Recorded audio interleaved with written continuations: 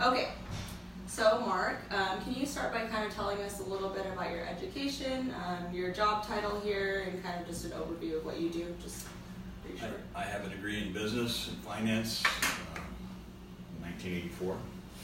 After that, I went to work for Osco Drug as a manager, and then went to work at Great Western Chemical.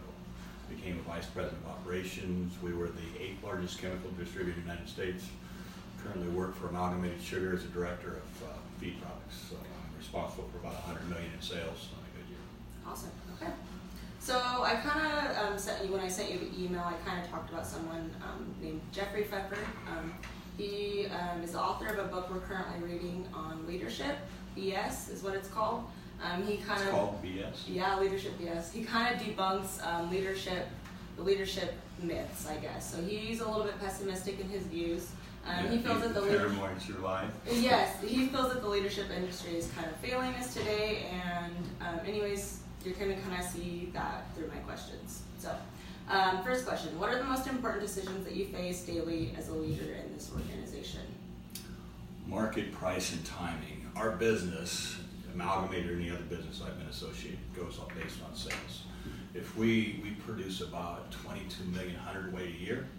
If we go up $1, it's $22 million. We're an $800 million company, so it's really based on sales. Feed products, the same thing. So I watch the market on a continual basis and have to make those decisions every day. Every day. Okay. So in the year that I've known you, you seem to be pretty confident and results-driven person. Those are both traits that our author, Jeffrey, really appreciates. With that being said, what are the most lacking traits among leaders today from your perspective? I feel general market knowledge.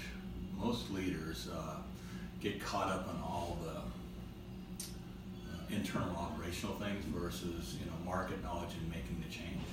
I mean, I think leaders need to be willing to adapt, and our market is changing faster every year than it has the year prior, and I don't see a lot of leaders willing to change.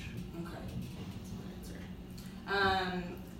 Kind of a little bit similar. As a leader yourself, what do you feel are the most difficult challenges leaders are facing today? You kind of touched on it, I feel like. But. Yeah, market's certainly one of them. The second one would be assigning or aligning employee skills with their jobs. Mm-hmm. For me, the last couple of years, we keep growing our business, so we keep adding people, and the biggest challenge I have is trying to figure out who's aligned with what skill set, and not being too hard on the millennials, no offense. But it's a difficult challenge to understand what really motivates people compared to what it did in the past. Okay. Jeffrey talks a lot about people being inherently self-interested.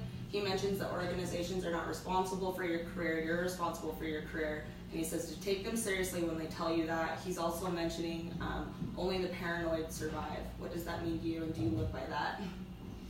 I read that and I was like, paranoid survive? I disagree. I think it's more the people who will change will survive. Not so much paranoid, but you have to constantly look around you and figure out what's changing. If you can say it's paranoid, but really you just need to know what the market's doing, what your employees are doing, and adapt to that, or you're not going to survive. Yep.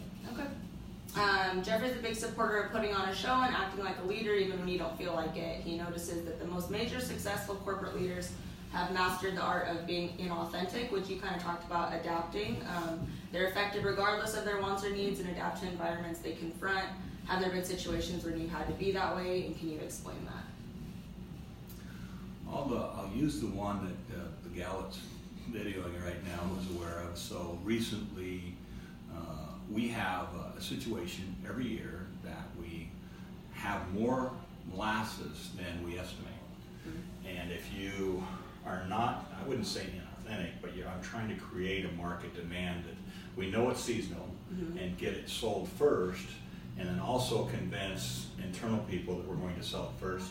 So I would say it's more of creating the market perception of the demand, being confident even though at times, as Holly noticed, our internal people are afraid we're not going to be able to do it. Mm-hmm. I'm going to figure out a way to do it, and fortunately in my career I've been able to do that. Mm-hmm. But we oversold based on what operations wanted to do, and now 2 days later we're still undersold. So it's a lot of it in the market perception. Just like we did on the dry this year, we said, hey, we think what the world market's doing. What we were wrong with that, but we held with that perception so long, we got people to buy.